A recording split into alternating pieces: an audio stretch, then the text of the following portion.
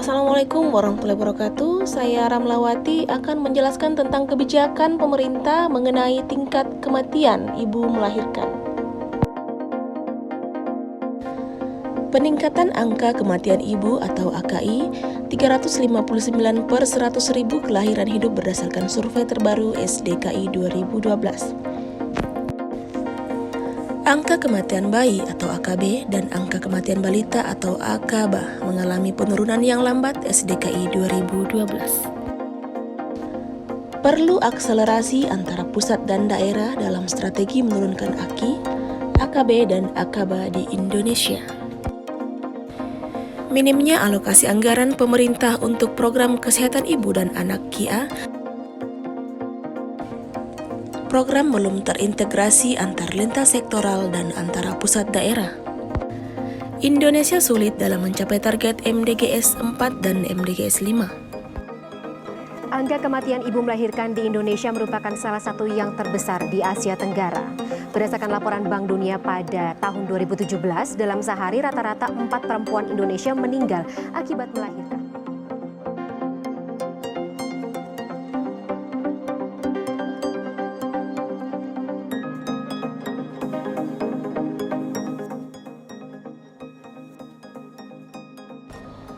Pada tahun 2006, Kabupaten Takalar, Sulawesi Selatan merupakan salah satu kabupaten dengan indeks pembangunan manusia atau IPM terburuk di Provinsi Sulawesi Selatan. Di kabupaten ini, rasio kematian ibu masih sangat tinggi, yaitu sebesar 300 per 100.000 kelahiran hidup. Salah satu penyebab tingginya AKI diduga akibat proses persalinan tradisional yang hanya ditolong oleh dukun bayi atau dukun beranak yang tidak terlatih. Untuk memecahkan masalah ini, pemerintah kabupaten menginisiasi program kemitraan bidan dan dukun KBD pada tahun 2007. Program ini secara umum berupaya mengalihfungsikan peranan dukun bayi atau dukun beranak Sandro dalam persalinan tradisional kepada perawatan bayi dan ibu pasca melahirkan.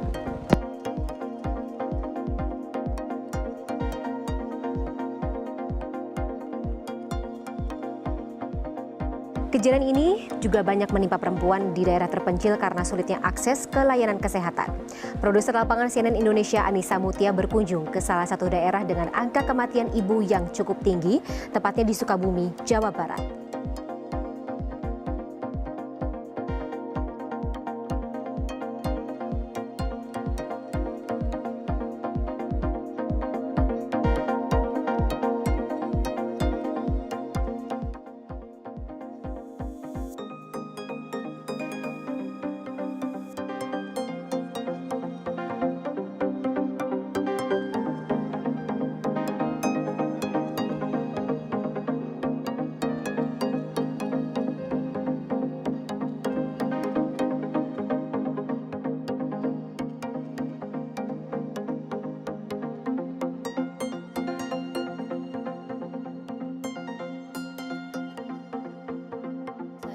Di jalan itu ibu itu katanya itu hujannya bu tutupin dingin, aku itu kehujanan perutnya terus waktu itu hujan terus makin lebat makin didorong terus.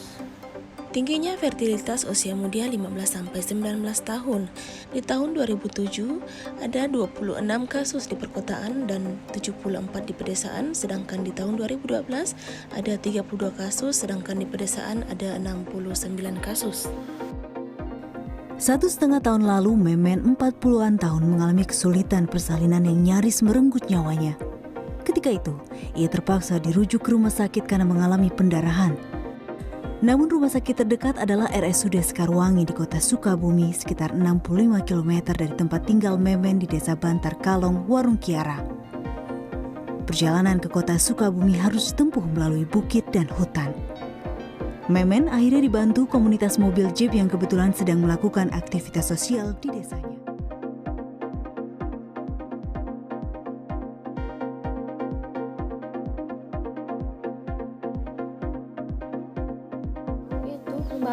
balik gitu ngambil gaji perut ya ampul-ampulan gitu. Waktu itu ya sakit lah, panas gitu. Tapi enggak berdarah.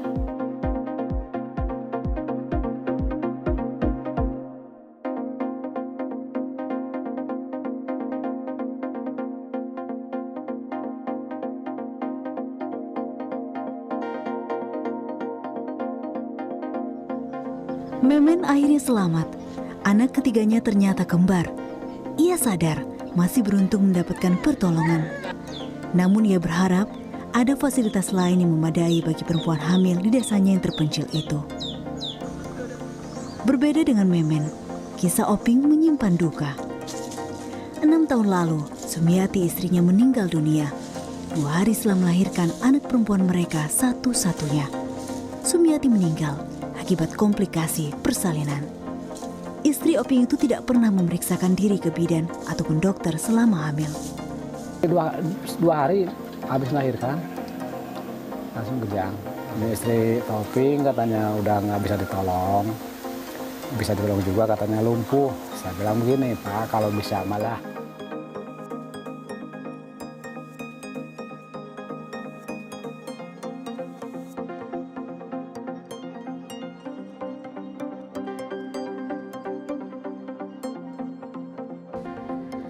Dari berbagai contoh kasus di atas, terlihat bahwa peran pemerintah daerah sangat menentukan keberhasilan dalam upaya penurunan AKI.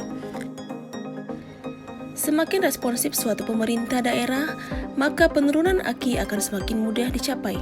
Tentunya hal ini juga dipengaruhi dengan sistem informasi atau pencatatan kejadian kematian ibu yang baik, sehingga dapat membantu pemerintah dalam menentukan langkah atau kebijakan yang sesuai dengan masalah yang ada dan target penurunan AKI bisa tercapai.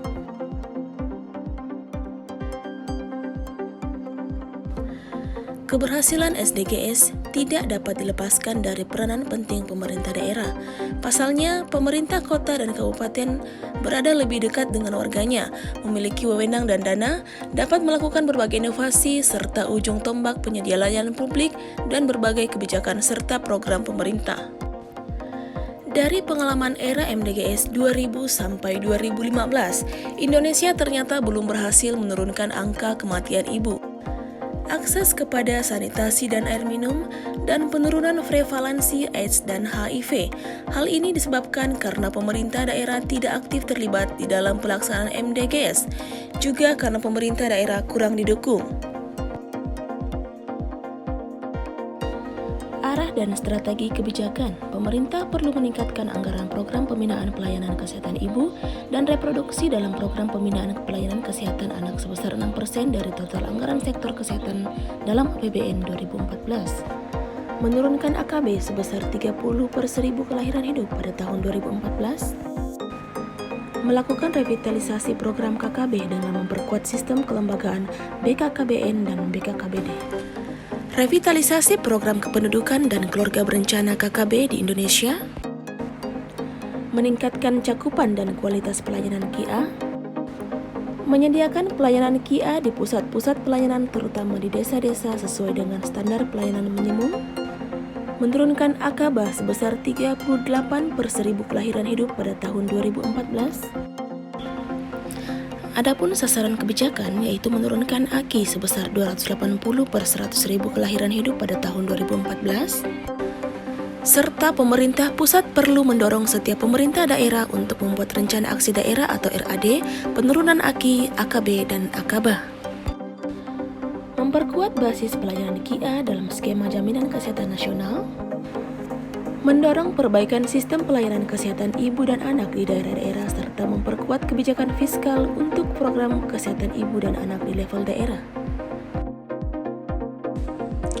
Dan yang terakhir adalah menurunkan TFR menjadi 2,4 pada tahun 2014 yang diarahkan pada penurunan TFR kelompok usia muda 15 sampai 19 tahun.